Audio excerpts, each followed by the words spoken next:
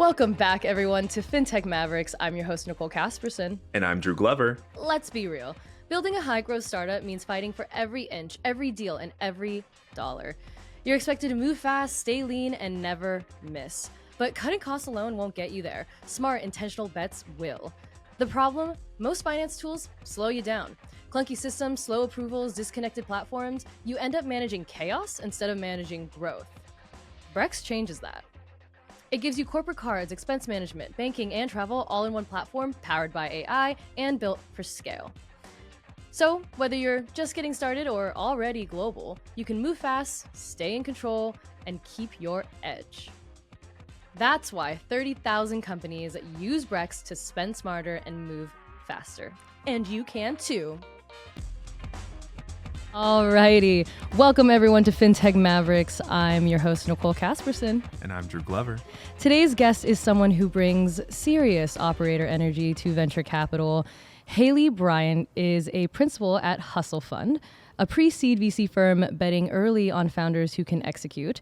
She's also a cycling instructor in DC, a champion of overlooked markets, and someone who understands that when talented people are given the resources they need, they outperform.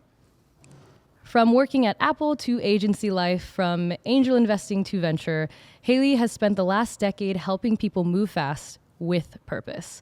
And today she's doing that for a new generation of founders. Haley, welcome to Fintech Mavericks. Nicole and Drew, thanks for having me. It's great to be here. Yeah, we're so excited to have you here. I mean, what have you been up to lately over at Hustle Fund? I think you just finished camping?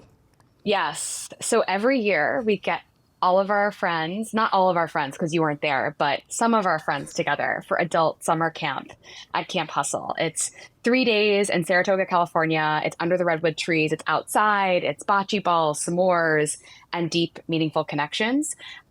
We were so lucky to have 250 folks there and had so much fun. It's the 4th year that we did it. I've gotten to go all 4 years. I hope that both of you will join us and maybe speak in future. So that was a blast. We're still recovering, but in a good way. Just wrapped up AGM season 2 and just soft launched our next venture fellowship cohort at Hustle Fund as well, which I'm super excited about. All right, so we're hustling. We're living the name. Yes. Which, do you actually know the backstory of that? Of why it's called the Hustle Fund? You're asking me, correct? I don't know. Yeah, do you know? Yeah, I'm asking. Sorry, guys. I have to look up so it doesn't look like I'm looking down on the other camera the whole time. No, it's really fine. Sorry if it's strange. Yeah, either of you. Do either of you know actually, the I would love to share because I think it's a great story. So Elizabeth Yin, one of our GPs and co-founders at Hustle Fund, previously ran the 500 Global Accelerator, and she hired Eric Bond, our other GP, one of the other 3 GPs, as her EIR, and they saw a bunch of companies getting funded that came from the same geographic locations, the same work networks, school networks, and they wanted to understand why. So they looked at data from 2,500 startups, and what they found, surprising no one on this call, but maybe some people, was that beyond a big market and a great idea, what matters most in building a high-performing startup is hustle, which we define as great execution meets high velocity. So the people that are going to get up and grind it out day after day, week after week, year after year, are the ones that are going to outperform. So that was kind of the genesis of the name, and it's been with us for 8 years now. We're on Fund 4 and over 100 million AUM. I feel like that description has inspired me to ask the immediate question: how do you underwrite hustle? Oh yeah. Oh, it's such a good question, and I feel like there's a misperception about what hustle is. You know, like hustle kind of gets a bad rap. I feel like maybe during the Great Resignation period, where everyone was like so burnt out from like living on planet Earth, hustle got a bad rap. But I think a lot of people think that hustle's about, grinding like all the time. You work. I just saw someone post, I don't know, like what, it was like from 9 to 9, 6 days a week or more. It's like 72 hours minimum. Gary V, I always say like failure porn. Like, like you have to quit your job, like be eating eating like Your ramen protein. noodles and Right. just like Oh, never mind be ramen like you need to be I want- in a hotel in Right. an apartment with no furniture, no nothing. No windows, right? Like you're in the den. No You don't even mattress. have, yeah. Just like really, really No basic sheets. bare bones living, which is not the case. Like the way that we think about hustle is intense focus to create forward momentum. So it's velocity. It's saying, okay, this is the one most important thing that I can do in my business this day, this week, this month, this year to move things forward, and then running after it, but still sleeping, still seeing your family. Like it is a very long-term endeavor. Building anything. You both have built amazing brands, companies. Like this. It's a long-term game. So that's how we think about hustle. In terms of underwriting it, Nicole, to your point, it's hard to underwrite, which is part of our strategy. So there are some signals, I think, from founders that give us a sense of their hustle. It's the person who notices the unsaid objections on a call and follows up like right after a call with like, oh, like it seemed like you were unsure about the market size or whatever. It's the person that takes the note down and actually follows through on the thing they said that they do. That shows, oh, hey, it's been a week since we spoke and I closed another customer or I scheduled another demo. It's like those little data points that you can gather in a short period of time. But ultimately, it's working alongside people that helps you underwrite hustle. So our model works in that we meet a lot of founders. We see about 1,000 companies a month. We meet with 50 to 100 of those teams across the four of us. And then we invest in about 7 companies per month where we see a big enough market, a good enough idea, strong founder market fit. And then we work with them to see how they hustle. So often it's through experiments in marketing, customer acquisition. It's seeing how they think about hiring, running the fundraising process. And if we get confident in the early market pull and their hustle, we will write a larger follow-on check. So a lot of smaller checks, and then we follow on where we see companies breaking out because of that quality. Just so all of our listeners understand, for example, I run Fiat Ventures. We have a very strong mandate where we need to basically be getting somewhere between 8 and 10% ownership of every single first check we write. Typically, that is a pre-seed or seed company. We're writing $750 to $1.3 million checks. When you say small check, do you guys have an ownership mandate when you write that check, or is it just like a foothold check into something larger, but just kind of like laying out the economics that you guys are looking to follow as you are investing? Yeah, it's so interesting you say that, and it's cool to hear how you think about investing, ownership percentage. So we do not have a specific ownership target. We have constraints that we try to operate within. So we're typically investing under 10 million post, $150,000 initial check, and then we may follow on if and as things go well in companies. But it's not a specific ownership target. We're more so looking at, is there a potential for 100x return from whatever entry point that we get in at? So from 5 million posts, could there be a $500 million exit?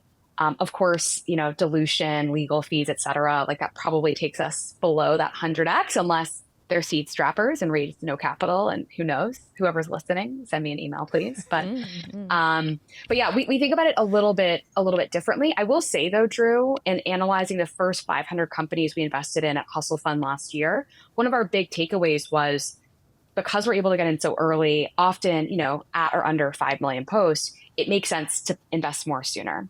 So instead of writing a 50K check like Fund 2 or 25K check Fund 1, it's now 150K. So we can go a little bigger. Cool. And just one more follow-up there. Are there any moments where you guys consider maybe just write more up front versus waiting for the follow-on because I'm assuming, it becomes so great at underwriting hustle that why make future money that we invest more expensive? Obviously, when you invest at a later stage, you're having to pay more for less ownership than when you initially enter. It's a big trade-off, right? We have been pretty thoughtful about creating this index strategy. We are getting better every day at underwriting hustle, but there are so many different factors that go into companies that succeed or fail. If you look at why startups fail, according to CB Insights, it's they run out of money. The market timing wasn't right. There were co-founder issues. A lot of that stuff is really hard to predict. And often at the early stages, when there's just a tiny bit of traction or maybe no traction, it's really hard to know if that is the market and idea to underwrite at a bigger level. So we have made exceptions very occasionally in past, but we really try to hold true to this $150,000 initial check, and then work alongside the teams to see if it makes sense to write a larger check later. Cool. What drew you to this stage of investing to begin with? I think, especially as someone in media, I know I get pretty even annoyed a little bit at how much glamour and, kind of misleading narratives there are around like, ooh, founder raises, 80 million or 100 million or all of these and is assumed as like success and rich. Anyways, so what drew you to wanting to write the smaller check, right? And I think as you share that story, almost helping us better understand how it is and can be more fruitful to be in the early stages. So pre-seed investing feels more like a team sport than many of the later stages of investing. You aren't fighting to win a deal. You're really trying to help a founder or a founding team get their idea to market, get their initial customers, make their initial hires, and just kind of start that relay race. And I love that part of the startup journey. For context, I did not decide to become a pre-seed investor. I got very lucky. It was like an engineered serendipity sort of experience. I wrote a tiny angel check without knowing what angel investing was into a coworker who launched a media business called Sacra, a private market research company. And there were all of those signs that I can see now looking back in rear view, right? He had great founder market fit. There was a great why now. It was 2020. The retail investing market was exploding. There was a big gap in education. But at the time I was like, this is just a really high potential person. And I think that's really what's been consistent throughout my career. This opportunity to bet on people that are high potential before they're, raising that $80 million round, right? And their company is a brand name, household name, and a foregone conclusion. So that's what really got me excited. It was also the opportunity to be a part of the team, not just on the cap table, but around founders. I sat on boards when I ran Animals after I left this content marketing agency and worked for the holding company. And it was not my favorite dynamic. Like I felt like I was not on the same side of the table as the leaders of these companies. And I feel like as a pre-seed investor, we are on the same side of the table. We're not taking board seats typically at pre-seed. We're really trying to understand what are the people challenges you have? What are the problems that you need to be solved and unblocked? And how can we help you set pace to grow your company and get to that next milestone? Yeah, it's like it's basically just like being a founding member of the team, right? And getting to play it as like you said, a team sport. You've described your path to VC as a career jungle gym, which is quite funny to me, instead of a ladder. What did that path teach you that straight line or a ladder wouldn't have? Yes, swinging across the monkey bars on the career jungle gym. I think I've gotten a lot of perspective in my career from not just doing the next obvious thing. I'm really lucky to come from a family that is, I would say in many ways, self-made. My dad's an entrepreneur. My mom's an entrepreneur. My sister and brother also run businesses. I need to get on that plan ASAP. Pressure's but on. They all kind of followed their I don't know how to say this word actually. Is it ikigai? You can correct me. Like that Venn diagram You're on your own. Well, okay, it's these four circles, like what you love to do, what the world needs, what you're good at, and then what you can get paid for. Like I think they really just sought those things in their lives. And I think that has given me a lot of freedom to kind of explore and not, assume that my career should look any specific way. I spent some time on the career ladder, like Apple and a couple of startups, getting promoted every year and thinking, okay, what's the next title? What's the next milestone? And I think I got to a place where I realized that the external motivation was not a big enough driver for the long term to feel really fulfilled. It's what is the thing that's going to fulfill me long term? And it's working with people who are very mission driven, who are going to stay in whatever it is that they're doing because they believe, to their core in what they're building. And that could be a company, that could be a project, a thing there, whatever. It doesn't have to just be for a founder. But I think that's kind of what the jungle gym experience gave me, like a little bit of a getaway from this view of the world that we all have to progress along a very specific path. Exactly, right? And I think if you want to be a founder or an entrepreneur or work as an operator at an early stage startup in these periods of time that we're all kind of operating in, it's one of the biggest hurdles, actually, even for me in my startup journey, which is just ridding of the shoulds, right? Like the path should look this way, and I should get this recognition at this one point. And why didn't I get that award? And why didn't I get that funding? I should have gotten it, right? Like the minute we get rid of the should have been this way, then you actually really like relieve yourself, and then all of a sudden these opportunities open. Where I can get exactly what I wanted. The process and the path just may not look exactly how I thought it should and how I've been trained that it should. And that is how, that alone, to find people that think that way is hard. You have to put the work in. I 100% agree. And Haley, there's one thing I've loved in your career trajectory is you were an operator before you were an investor, and you did it across multiple different industries in terms of multiple different jobs. And that used to be something in my career that I at multiple points I was like, is this like a deterrent for opportunity or an opportunity? Right. And what you realize looking back, and I'm curious to get your thoughts here, is it was actually the consortium of all those different jobs that I did and all those different operator roles that put me in a position where I can thrive in chaos, because I've just seen so many different things. So I'm curious, like you as an operator and across all these different roles, how does that help you today being really successful at Hustle Fund? Yeah, I think it's a deep empathy for the various roles inside of a company, what they're motivated by. I think I understand incentives a lot better than I did when I was younger, and the importance of incentive alignment and running a team, building a business. Whether that's, internal to a company or even thinking about incentives for your customers. But I think just the deep empathy for the various roles and then seeing how things fit together, right? I spent so long, not so long, I was at Animals for 3 years. It felt like a long time. Drew, maybe you can empathize running a services business, scaling a services business. It's like, Yes. You get to 150 people and it's like, this is, okay, you cannot fully productize this. This was pre-AI. So maybe things have changed a bit. And then I want to talk a little bit more about just like content for you.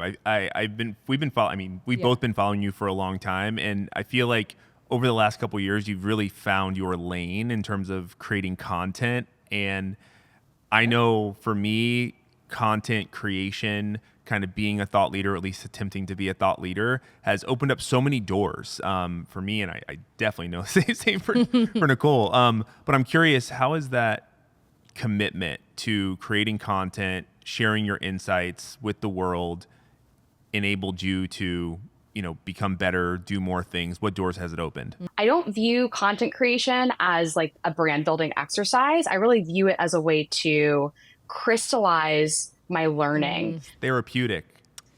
Oh, and therapeutic, very much so. Chef's kiss. So you meet with 10 to 20 founders a week, one-on-one. You hear them pitch and you hear the same questions over and over again, or the same problems over and over again. So I think it helps you kind of acknowledge the patterns and formalize things in a really simple way, and then share it, 100%. right? And that's the point. Like that was one of my big takeaways from Animals. It was this idea that content is not supposed to just be like promotional. It should be created the way you both create content, to be helpful, like to be additive to the ecosystem. You have a specific person in your audience is going to value this perspective, this idea. So that's what I try to do. It's like taking something that feels very squishy and big and amorphous and then distilling it down. So an example, I wrote, I don't know, maybe 6 months ago about this idea of like top down versus bottoms up fundraising. Because I noticed that a lot of founders, and I think maybe Drew, this was your journey as an aspiring VC too, like you knock on the door of like the biggest funds, like, give me a job, give me funding. And they're like, what? Like, we have lots of applications. Like, we'll get back to you later, and it's not necessarily the right thing to do if you maybe don't have that network, you don't have the traction, et cetera. So what does a bottoms up fundraise strategy look like? And it's thinking about like, okay, it's angels first. Like, you don't have to have rich friends and family. It's like, who are the people you'd almost hire to join you on your cap table that you would reach out to on LinkedIn, ask for warm intros from? What are the micro funds that are values aligned or invest in fintech or vertical SaaS or whatever your focus area is? And then how to run a really tight process. So that came from lots of conversations with portfolio founders who were like, I would like an intro to Sequoia. And I was like, me too. Like, no, I'm just kidding. but it's not necessarily the right thing for the stage that they're at. So that's really how I think about content. My dad runs a content agency. He advises like partners at consulting firms on building their personal brand. And I got to talk to his team about this recently. And I was like, yeah, I think start from helpful first and everything will kind of grow from there. Yeah, I completely agree. For me, the content machine has really just been, as long as I focus on creating great work, delivering value to my audience, the rest of it comes. Like the community comes, the revenue comes, all of that. And anytime I'm feeling any kind of way or down or anything, I'm like, just write the newsletter. Just write the newsletter and all the opportunities will come and flow, and be consistent about it. And that's exactly what's happened. Someone the other day on a call, one of my community members was like, Nicole, I think the thing I'm the most impressed about you is the consistency. And I was like, wow, it was such a compliment with the newsletter, because I write 104 of them every year for the last 4 years.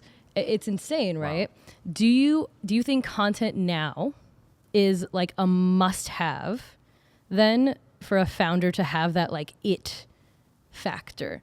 Do they kind of have to be, and maybe that it's not necessarily that they have it all figured out, but that they're just willing to even use themselves as a brand? Is that a must-have? Before you answer that, okay. I got to add on that because I think it's really important. Yeah, I am a big believer that distribution in general is one of the last moats left in this world of AI. Is. And so I'm a big believer that as a VC, as a service business, as a founder of any company, B2B, B2C, B2B2C, B2B2B, you need to have a media arm to the business. And I actually say this at Fiat all the time. I'm like, guys, we are becoming a media company and we have to commit to that, because top of funnel, to get as much attention as possible to the top of funnel of your brand, we need to be everywhere. And unfortunately, we can't just throw dinners every night. Like we need to have multiple newsletters, multiple podcasts, like millions of ways to make it so when people see our brand, they not only want to work with us, but they also think that we're a 1,000-person company when we might just be a team of 2. And that's always the goal. People think that about us all the time. Yeah, I know. So true. But Haley, going back to Nicole's question, I'm just so curious. How do you think media and content play a role in everything around the founder journey in these early stage to late stage companies? Period. Rhetorical question. Like, yes, so well put. Completely agree. Like, validated. Distribution is one of the last modes. I think community is one of the last modes. One of the founders I've always admired, who I think did this so well with his business, is Patrick Campbell at ProfitWell with the Recurly Network. They were a customer at Animals, and I just loved hearing how he thought about building content, really trying to create something for people to consume every day of the week, right? So they had their like news show, they had their pricing page teardowns, where they compared like the pricing page of a Peloton versus SoulCycle, and like, here's why one is better than the other. They had like longer form podcasts on specific SaaS metrics. So they kind of like thought about reaching people in lots of different ways. And I totally agree with you, Drew. Like, this is something we aspire to at Hustle Fund as well. We have our Founder Playbook newsletter. We have a newsletter for our angel community. We have our YouTube channel where we share tactical, practical advice in video form with founders. We want to make sure that we're wherever people want to engage online, and that they think of us as sort of the welcome mat for, the startup ecosystem. Like, we are early believers. We're the first check 50% of the time. And we know how to help people get things rolling and have programs in place to do that. So media is essential for founders, for VCs. I think one of the challenges that I've seen, I've discussed with vertical SaaS founders in particular, is a concern that, well, okay, if you're in like the right little niche, maybe it is still secret. Like maybe people don't know about it yet. And maybe if you post about it online, you're going to tip people off in a bad way. So how do you sort of balance that with still needing to hire, still needing to acquire, capital, right? So I think, Nicole, to your point, like not waiting until it's all figured out, figuring out like what are the lanes that you want to share within is huge. One of the best founders at this, the founder of Dula, Arjun, he has figured out. Just looking at his stuff. Yes. Okay. 50,000 followers. He went from 0 to 50,000 in like, I don't know. And I shouldn't say 0. Sorry, Arjun. I'm fired now. But he went from maybe 7,000 to 50,000 in 18 months by committing to posting every day for 30 days and then 90 days. And he just extended it out over time. And what I think is helpful to remember is like you don't have to have it figured out, like you said, Nicole. And I'd be curious what your process was with the newsletter. Like he figured out his lanes once he'd thrown a lot of spaghetti at the wall. Just get started. That was it. That was the process. That was like just start and just be consistent about it. And every send, everyone is like another rep, right? It's another time at bat. I think the perfectionism was a lot of what I personally had to get over. Like not every newsletter needs to be an 8-hour research affair, which is something I could like dive into. But that is pretty much a very similar process. And now 4 years later, I've been able to really figure out what works, what my audience really likes, what they wanted more of. And you actually grow with your audience, which is really nice, right? Like maybe people that first found Fintech is Femme when they first entered Fintech were just starting out as managers or directors or, and now a few years later, they've grown up to VPs and their own CEOs and their own founders, just like I have. So there's this like level of growing up we do together and just figuring it out together. And that level of transparency and honesty has been huge with the newsletter and Fintech is Femme. You've seen it. I'm honest. That is so cool. I didn't take care of myself this week. I did bad. I'm honest. I'm like, I'm trying my best. Oops, this newsletter's late because I'm on a plane and the Wi-Fi sucks, right? Like just being honest about everything. Haley, we talked about content. We talked about really the importance of founders being the face of their own brand and that really being a must-have in today's just content environment and movement, if you will, in terms of every company being a media company, as Drew said. I'd love to switch gears and talk a little bit about the mindset that comes with having to do all of it, right? Because a founder's having to build the company, maybe deal with the compliance, build a community and a brand, be the face, be willing to write a newsletter or post on social or LinkedIn or do all of it at once.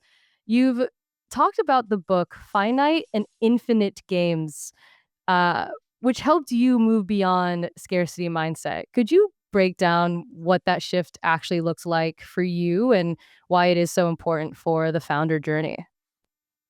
Yeah, totally. So, scarcity mindset plagues, I think, all of us in startup world, especially during that 0 to 1 phase where you're doing everything. Everyone's relying on you for everything. But one of the key things that we look for in founders is the ability to grow with the complexity of the business. So to go from 0 to 1 on marketing or compliance or the engineering team, and then basically fire yourself and move on to the next thing, or do that same thing, but from a higher level. I think that's one of the hardest shifts that operators, founders have to make. So I did go through that myself when running Animals, a B2B SaaS content marketing agency.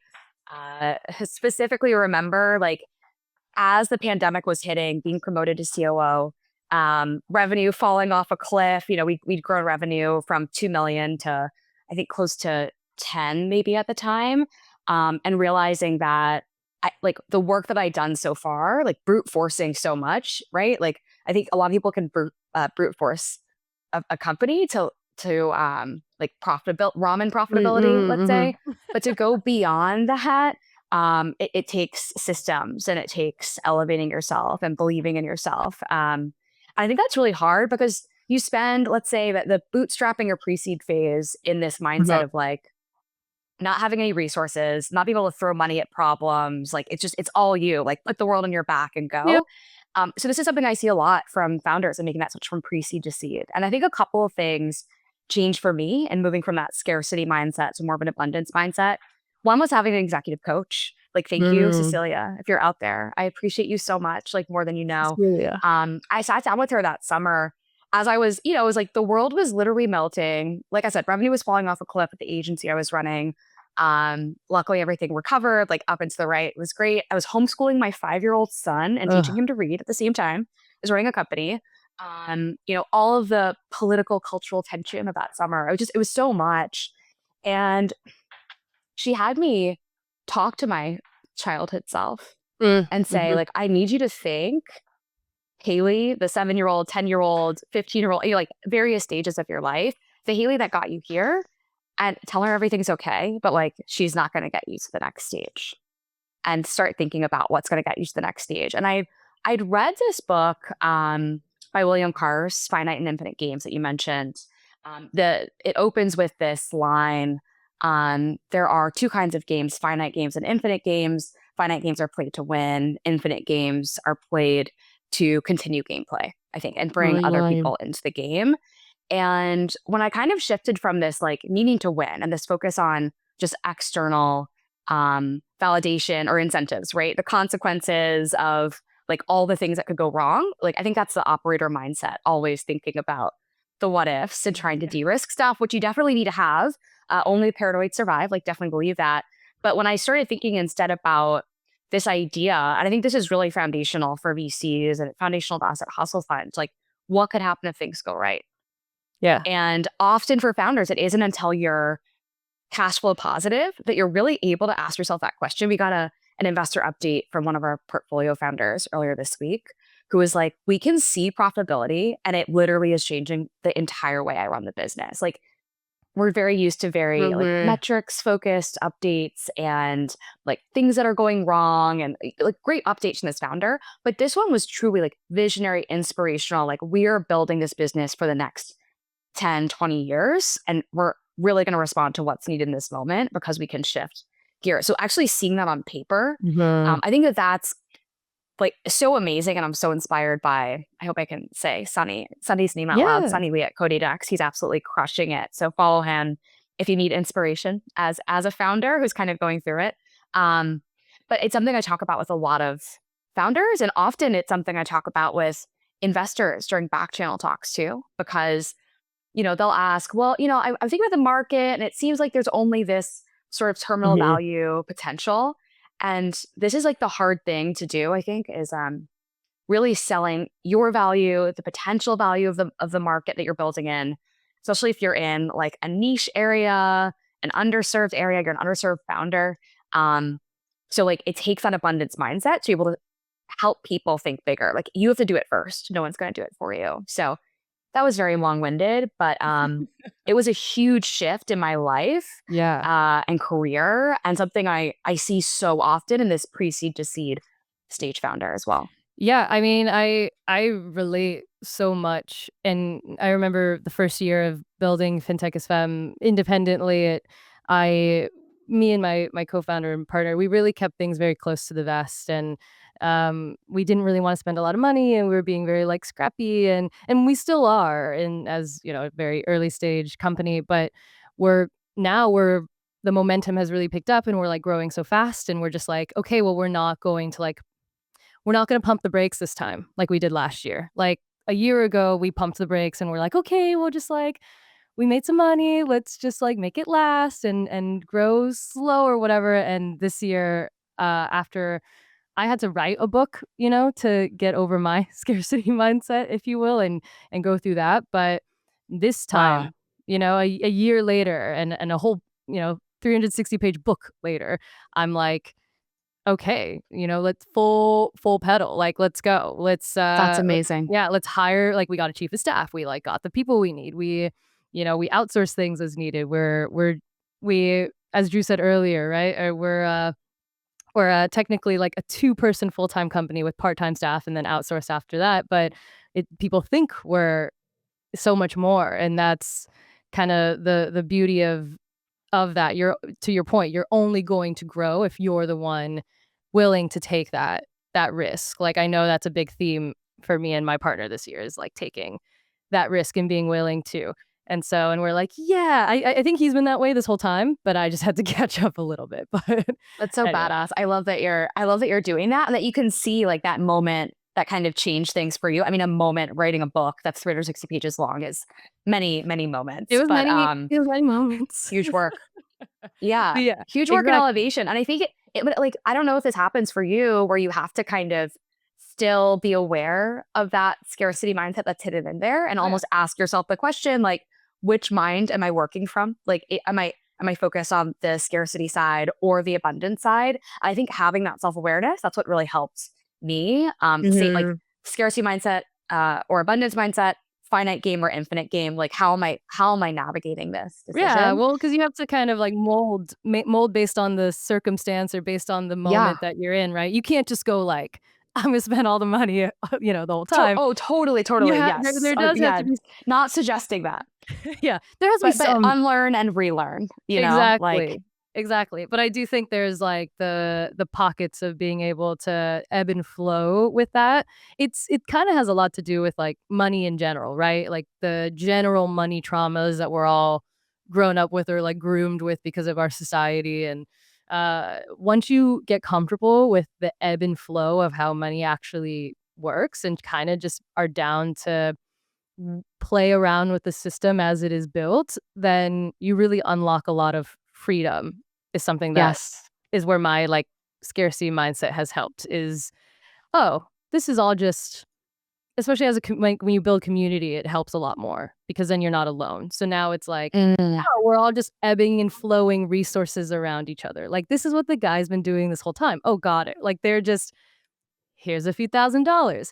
Oh, here's a platform. Here's a podcast. Here's a stage. Here's a, okay. And then everyone succeeds that way and we all lift up together yes. that's been a great unlock for me. But that wouldn't happen if I didn't change my own mindset. But then on the other side, also putting myself out there through content and media. It all comes together. And letting people follow along, right? Like, Right. and see like, what is that process? How are you approaching it? So you can, inspire others and help others rise. It's really cool. Exactly. Exactly. All right. That was amazing wisdom and pieces of advice. Everyone go read that book or read mine. Anyways, so let's Fintech is fun. Let's do yeah, it. Let's do it. exactly. Okay, Haley, we are going to close out with our rapid fire segment. So this is personal, casual, fast. First thing that comes to mind when I ask the question. Are you ready? Let's do it. Let's go. All right. Your go-to morning drink. A protein shake with cold brew. Wow, first thing? Yeah, it lasts till lunch. It's great. Oh Every my day. gosh. Would you do that before water? Now I'm asking for myself. Unfortunately, yes. Don't tell my mom. Oh, Sorry, mom. I love a protein coffee. Okay, I'm gonna. Anyways, Throw it out there. a lesson from teaching cycling that helps you in VC. Cycling is so focused on intervals, and I think work is very similar. Like this idea of working in sprints with founders, with LPs in the business, but also like having those periods of rest or where pace changes is really important. Ooh, okay. I love that one. One question you wish more founders would ask you. Someone asked a great question at a lunch yesterday. Like, what are a founder's typical unknowns? Like, what are the things they don't know and should be aware of? And I think like I often want founders to ask like about common mistakes we see from founders. I think it's sort of similar, right? But understanding like what does the data say about why startups fail, for example, or things that often go wrong early that could be avoided. I think it's insightful. Okay, yeah. Like I'm gonna interrupt rapid fire to ask. What is like a common mistake that happens in the beginning? Maybe like the number one. Not going full time on either the fundraise or the customer acquisition, right? Like it's very hard to do both. So figure out what you're going to do, and actually, the more you build the company, the easier it is to fundraise. So often the sequencing's just a little off. Oh, sequencing. Okay, I like the way you put it. Like a cycling instructor. All right. Favorite way to recharge after a busy week? Hot yoga. I agree. A quote that lives rent-free in your head. Life moves pretty fast. So you better stop and look around every once in a while. Ferris Bueller. Or you might miss it. Yes. Yes. Okay. A classic. It's aged so well. If you haven't watched it recently, I highly recommend. I watched with my family a few months ago. It was so good. I really love that movie, so I will add that. I've been wanting to watch more throwback movies, especially it's been so rainy in New York. It makes you want, especially on the weekend. No. So it makes you just want to like crawl up and watch sending like classic 80s vibes your way to get you through. Thank you. To get you through. All right. The most unexpected startup category you're obsessed with right now. Oh, everybody's talking about roll-ups, which I guess is not unexpected. So I'm really interested in businesses with the opportunity to grow through community-led growth. Because I think that's one of the few moats that remains. We believe that entirely here at Fintech Mavericks as well. Let's see. Oh, last book or article that really changed how you think?